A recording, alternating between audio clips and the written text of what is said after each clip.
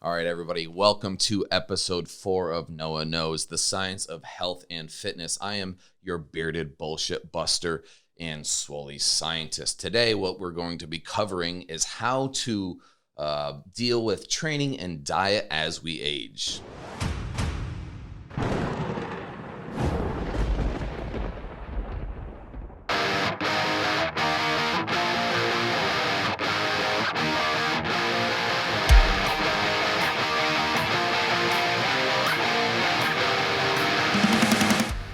So I wanted to do this topic specifically because you may not be aware of this, but this October I'll be turning 35. So I'm getting a little bit older. How old are you, bud? 30. I just turned 30 back in April. Dirty 30. Just turned 30. How was the big 3-0? Oh, it's all the myths are true. Even though you're gonna don't get sidetracked here because I know you're gonna be chomping at the bit. But everything slows down. Everything's harder. Yeah, no, I mean that really is the common cliche and trope that we see, right? All right, just give me some of your experiences. Do you have aches and pains, or like what have you noticed with your daily activity that has changed as you've gotten older? Here's a little inside look of my life. The first example that comes to mind is the 3-day hangover, which I'm convinced starts the day you turn 30. Oh, dude, like it's so, I mean, it's got to be just like a lack of tolerance, right? No, it's God's sick joke. It is. I'm telling you, I'd snap back like a rubber band at 29, and then the day I turned 30, I'm not right until Wednesday. Yeah, dude, it's crazy. It almost seems worse for me in my experiences if I just go out and I have like one drink. And you think like, oh, just one drink, I'm going to be fine. And I just feel wrecked the next day. Whereas if like I actually go out and have several drinks, like for some odd reason, I actually feel better. I have no idea what's going on. Please, someone enlighten me. Give me some answers because I need them desperately. All right. So, we're going to be looking at one specific study here. It's going to be called the Non-Exercise Movement in Elderly Compared with Young People study.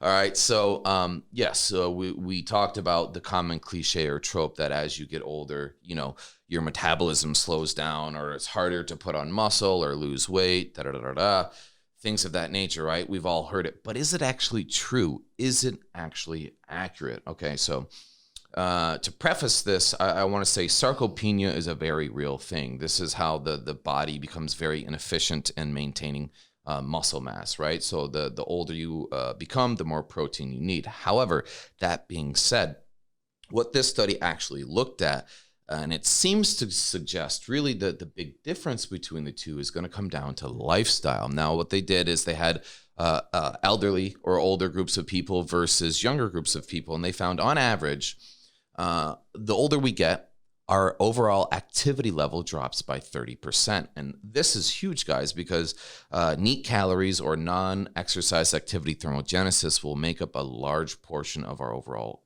calories burned.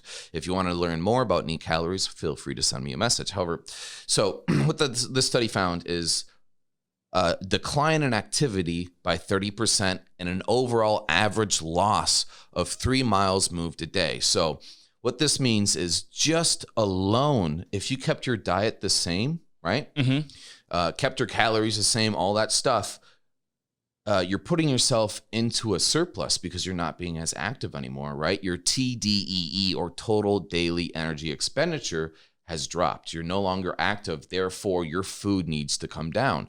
So if you keep your diet the same, but your activity drops, you will automatically start to gain fat and start to gain weight for it, right? So what they found in the study is as they adjusted for energy expenditure and calories, what did we start to see? Those older groups started to be able to gain muscle again and lose fat. They just had to adjust to become more active again and adjust their overall energy intake accordingly. So age had very small effect on metabolism. Coming from a construction background, I own a plumbing business and have been on job sites forever. I can only compare it to, and tell me if I'm wrong, Noah, a house, the efficiency of a house. You could do the same chores on a brand new house, but after 30, 40 years, I'm sure even doing that amount of chores won't keep up with the breakdown of the seals on the windows or how efficient the heater is running or stuff like that. Right. Is that what you're kind of? Yeah. So, I mean, like anything, if we stop with daily maintenance, I mean, you're going to have a decay, right? Mm-hmm. So you have some houses that can be hundreds of years old that look magnificent because people have kept up with the work even with the age, or houses that are 50 years old and look terrible because no one's put any love or care into it. Right. That makes sense. So if you treat your body like a house and dust it once in a while, you won't be such a mess. Yeah. And you won't have 3-day hangovers. No, you still will. Yeah. Takeaway, guys, don't be so dusty. All right. So, small changes in metabolism that we do need to actually cover here, right? So I'm going to go over our proteins, our carbs, and our fats and how we need to adjust those with different ages. Okay, so let's see. Okay, so protein recommendations. What happens here is as we age, protein synthesis becomes less efficient due to a decrease in sensitivity of amino acids, right? Layman's terms, if you're unfamiliar with protein synthesis, this is just how the body produces muscle, okay? So I'm sure you've seen the supplements like BCAAs and amino acids and essential aminos. So you may think like, oh man, you know what? I can fix this just by going to the store and buying some supplements, right? If you have it's like an oil change. yeah, basically. But however, I would say I would really advise against this because if you're getting your protein goals, there's absolutely no reason to buy branched chain amino acids or any sort of amino acids because guess what? Protein naturally has those things built in. And if you're hitting your protein goals, there's absolutely no reason to buy external sources of that type of supplement, right? So what we're going to show here or what we're going to talk about is how to increase your protein with age. So your normal protein intake is going to be 1 gram per pound of body weight. Now, when we go into the 40 plus category, it's actually going to increase, right? We're looking at a 1.1 to a 1.4 grams per pound body weight. And then if you're 65 years of age or older, the protein needs are going to increase again. And we're going to be looking at 1.3 to 1.5 grams per pound of body weight. So 50% more of what you're usually used to eating in your 30s. Yes, absolutely. It's a lot. Yeah. It's a lot. I mean, you're talking in point whatever numbers, but if it's your total intake for the day multiplied by how much you weigh, that's a lot. That's a big difference. Yeah, absolutely. So we're going to look at carbs now. So another reason why we have to adjust for carbs, right, is that they are another factor in terms of our protein synthesis or muscle gain, right? And what this specifically impacts is our insulin, right? Many people don't realize that both protein and insulin, or not insulin, but carbs produce the same insulin response in the body, right? So if we know based on protein we need to make adjustments, we are also going to have to make carb adjustments as well as they do the same insulin response, right? So unfortunately, I do have bad news for you because I know how much you like to eat carbs. Just real quick, what is your favorite carb to eat? Pizza. Pizza? Bread, really? Bread, yeah. Right? I think so. Beer. Yeah, that pretty much does it. Beer and pizza. What's that question? Kill, marry, and what's the third one? Have sex with. Have sex with. Pizza, bread, and beer. Oh Go. no, I could still have liquor, so I'll drop the beer and continue. Okay, so I will kill the beer.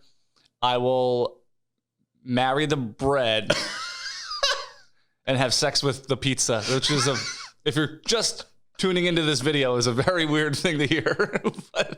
That's fantastic. Yeah. I'm sure your girlfriend loves to hear that. Yeah, She's like, I'm never leaving you with a piece of pizza alone again. All right, so I do have a bit of bad news here, though. As most people do love carbs, unfortunately, it is shown that a simple increase in carbs with age does not fix the response, right? the sensitivity, there's a reduction in insulin sensitivity. We don't see the normal spike that we do with protein. So we are actually going to have to pull back carbs instead of adding more like we do protein. So for your normal carb intake, we're going to be looking at 2 to 3.2 grams per pound of body weight for carbs. When we hit 40 plus, we're going to be looking at 1.7 to 2.7 grams per pound of body weight. And then if we hit the 65 age range bracket, 65 and older, we're looking at a 0.7 to 1.7 grams per pound of body weight, right? So that means if you're 65 plus, you could very well only be taking in, let's say you weigh 200 pounds, less than 200 carbs a day, right? And that's super easy to do. Super easy to do. I mean, like, especially if you're still one of those pop drinkers. I don't know too many old people that love to drink soda, but just in comparison, right? If you do a Mountain Dew, I mean, you may be looking anywhere from 50 to 70 grams of carbs through sugar in that single 12-ounce can. Oh, right? wow. That's a lot. Wow. I mean, you could be taking in, close to a third or a half of your overall intake from that one soda if you're in that age range. So moving on, we need to cover fats now. There's a big misconception that fat makes you fat. This is not the case. What would make people think that? That's so confusing. Yeah, I mean, it goes hand in hand, right? It's just a simple case of correlation doesn't equal causation. But I mean, we see there was the low fat movement, right? Low fat was everywhere. Be on the low fat diet. Right. So that obviously influences that. However, since we've already covered protein. Okay, so up with the protein, right? Down with the carbs. Yep. Now we're at fats. That sounds like a disturbed sound, like or a dance choreography. Yeah. Oh my God. So what leaves us is the fats, right? So we always want to maintain a proper 100% balance in our macros, right? You remember what macros are? Long term. But what are our three macros? Protein, fat, and carbs. Right. Bam. So we always want to keep 100% balance between them. If we're getting 30% of one, 30% of other, and maybe, so we have 60 total, 40% of something else. We always want to equal 100%, right? Doesn't need to be that, just an example. So if we've gone up in one, down in the other, that means the remaining section of our calories are going to come from fats, and that means more fats, right? More fats, yes. Fats are extremely, extremely important in your diet. You never want to go too low for health reasons, but we are going to fill in the remaining calories from fat. So our normal intake of fat for your standard healthy young person is going to be 3 grams per pound of body weight, okay? Now, when we go into our 40 age range, 40 plus, that means we're hitting the 0.35 to 0.5 grams per pound of body weight. And then if we're going 65 plus, we are going to look at 0.6 to 0.7 grams per pound. Now, guys, the information I've just given you is if you're training, if you actually want to gain muscle, if you want to burn, have better body composition. These are the macronutrient guidelines with age. You will need to adjust these accordingly if you're looking to do fat loss or something else. And again, as our TDEE or total daily energy expenditure increases, so must our calorie consumption, right? The more active you are, the more you get to eat. So these are not black and white, right? The more active you are, the more of each you get to eat, but it's always going to be a percentage, right? So like 1% of 10 is small, but 1% of 100 is even bigger, right? So these are percentages that will get bigger and bigger the more active you are. But long story short, guys, do not let age be a factor. You can continue to be healthy. You can continue to gain muscle. You can continue to lose fat with relative ease as long as you're meeting the daily requirements for activity and adjusting your diet according. All right, so I know it's not a Q&A episode like the ones you've done, but I talked to somebody over the last week, and he said he's in his 60s. He doesn't eat carbs. He eats very healthy chicken, salmon, vegetables all week long, all the time. And he's frustrated because he does train. He is active Right. a couple days a week with a trainer or a group or at the gym by himself. And he's frustrated because he feels that all the workouts that he's doing they're catered to the trendy workouts. And I don't know, you may know examples of these, but those were his words. He goes, I'm a 60-something-year-old guy, and I don't want to do these trendy workouts that everybody's doing that are changing every week and stuff like that. So I'm guessing his question would be, how does training change as you age? I don't think that it should. If he's being subjected to trendy exercises, it shows that whoever's leading him doesn't really understand the needs of the client, right? The reality is most experts in terms of exercise science don't do the trendy stuff. And most people with PhDs will advise you do not do the trendy workouts, because the people that are doing trendy workouts don't actually train that way. They just do it as clickbait to give you something new, to keep your attention span. And they don't train that way in real life. You know what they do for their training? They do the tried, tested, and true simple workouts that are the most effective, right? It may not be the prettiest. It may actually be a little bit boring, but these are the results that are going to give you the best results. And I guarantee this person, if you at least come to me, give me a chance, give my team a chance, or not my team, but the team at GlitFit a chance, where we're a gym, we're a training facility that does everything by evidence-based science, you're going to start getting better results. Hear that, Barry? No more Zumba. Okay, no more Zumba classes for you and your old ass. No, I can say that because I'm friends with him. Well, I'll tell you what, he can still wear the spandex from the Zumba class because it's a private gym, no judgment. All right, guys, thank you so much for me. If you have any questions, please feel free to reach out to me. It means a lot to me that you're spending time with me today. As always, thank you so much for being here. Please remember to like, favorite, share, subscribe, and we'll see you on the next one.